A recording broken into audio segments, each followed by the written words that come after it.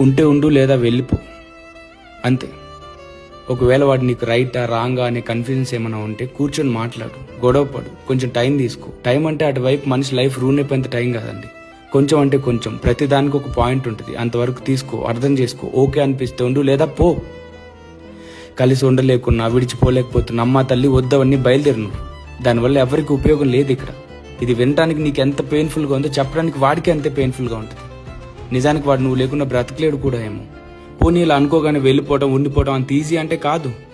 కానీ కష్టమో నష్టమో నీకు ఉండలేనేమో అనిపించినప్పుడు వెళ్ళిపోవాలంతే. ఎందుకంటే ఇది ఒక చెత్త ఫేజ్. మనిషి గ్రో అవడం ఆగిపోతుంది ఇక్కడ. ఈ ఫేజ్లో ఎవరు ఉండకూడదు, నువ్వు వాడు ఎవరు ఉండకూడదు. కానీ సగం మంది ఈ దరిద్రమైన చెత్తలను బ్రతుకుతున్నారు. దూరం నుండి అలాంటి వాళ్ళని చూస్తూ అయ్యో పాపం అనుకోవడానికి బాగుంటుంది.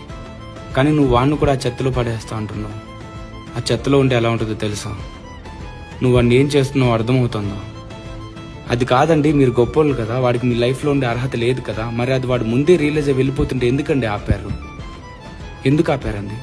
వాడి మీద ప్రేమ, లేదా వాడంటే అలవాటా, అడిక్షనా, లేదా ఇంకెవరూ లేక బోర్ కొడుతుందా? ఐఎమ్ సారీ, బట్ ఎందుకు ఆపారండి? నాకు తెలియక అడుగుతాను. వెళ్ళిపోదాం అనుకున్న వాడిని ఆపి నమ్మకం ఇచ్చి వాడి లైఫ్ డెసిషన్స్ అన్ని నీ కోసం చేంజ్ చేసుకున్నాక, ఆల్మోస్ట్ వాడి ప్రైమ్ టైం మొత్తం నీ కోసం స్పెండ్ చేశాక, ఎడ్జ్ వరకు తీసుకెళ్లి ఇప్పుడు వాడిని తిరిగి వెనక్కి రాలేనంత లోతుల్లో వదిలేసి ఒక బ్రతుకున్న శవంలాగా చేసే హక్కు మీకు ఎవరిచ్చారండి? అయినా వాడు ఎవరికొద్దండి? నీకొద్దా, మీ ఇంట్లో వాళ్ళకొద్దా, మీ డబ్బుకొద్దా, మీ క్యాస్ట్ కొద్దా, ఎవరికొద్దు వాడు? మరి వద్దనుకున్నప్పుడు వదిలేయాలి. వదిలేయి, పో, వెళ్ళిపో. వెళ్ళరు. ఇక్కడ మీ తప్పేం లేదండి, మీకు తెలియక చేస్తున్నారు అంతే. కానీ మీ తెలియని తలం వల్ల ఒక మనిషి లైఫ్ రూన్ అవుతుందంటే వద్దు, బయలుదేరండి. I'm so sorry. ఇప్పుడు నేను ఇవన్నీ ఎందుకు మాట్లాడాలి? మీ రీజన్స్ ఏదైనా అవ్వనా, ఐ రెస్పెక్ట్ దట్.